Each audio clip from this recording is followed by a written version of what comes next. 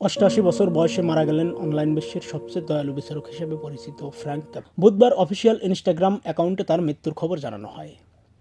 Frank ক্যাপ্রিওর মৃত্যুতে যুক্তরাষ্ট্রসহ পুরো পৃথিবীতে শোকের ছায়া নেমে। অগ্ন্যাশয়ের ক্যান্সারের সাথে দীর্ঘদিন লড়াইয়ের পর শান্তিপূর্ণভাবে মারা। তিনি তার দয়া, নম্রতা ও মানুষের কল্যাণের প্রতি অটল বিশ্বাসের জন্য জনপ্রিয়। বিচারক ক্যাপ্রিও আদালত কক্ষ এবং তার বাইরেও তার কাজের মাধ্যমে লক্ষ লক্ষ মানুষের জীবনকে স্পর্শ করেছিলেন। তার ব্যক্তিত্ব, রসবোধ ও দয়া তাকে যারা চিনতেন তাদের সকলের উপর এক অমোচনীয় ছাপ রেখে গেছেন। ইনস্টাগ্রাম পোস্টে বলা হয়, বিচারক ফ্র্যাঙ্ক ক্যাপ্রিও কেবল একজন সম্মানিত বিচারক হিসেবেই নয়, বরং একজন নিবেদিত প্রাণ, নিবেদিত স্বামী, বাবা, দাদা, প্রপিতামহ এবং বন্ধু হিসেবেও স্মরণীয় হয়ে থাকবে। তার কাজ তার উত্তরাধিকার হিসেবে বেঁচে আছে। তার সম্মানে আমরা সকলেই যেন পৃথিবীতে আরও একটু বেশি দয়া দেখানোর চেষ্টা করি, ঠিক যেমন তিনি প্রতিদিন। ক্যাপ্রিও 1936 সালের 23 নভেম্বর জন্মগ্রহণ করেন। বড় হন রোড আইল্যান্ডের প্রভিডেন্স শহরে। প্রায় 50 বছর পর 1985 সালে রোড আইল্যান্ডে পৌর আদালতে বিচারক হিসেবে নিযুক্ত হন। 2018 থেকে 2020 সাল পর্যন্ত কোয়ার্ট ইন প্রভিডেন্স নামে টেলিভিশন শোতে অংশ নেন ফ্র্যাঙ্ক, যা তুমুল খ্যাতি এনে দেয় তাকে। এর মধ্যে 2023 সালের 6 ডিসেম্বর তার প্যানক্রিয়াটিক ক্যান্সার ধরা পড়ে। তিনি ওই সময় ইনস্টাগ্রামে ভিডিও বার্তার মাধ্যমে ভক্তদের কাছে দোয়া চেয়েছেন। ভিডিও বার্তায় তিনি বলেছিলেন, সম্প্রতি আমার শরীর ভালো যাচ্ছে না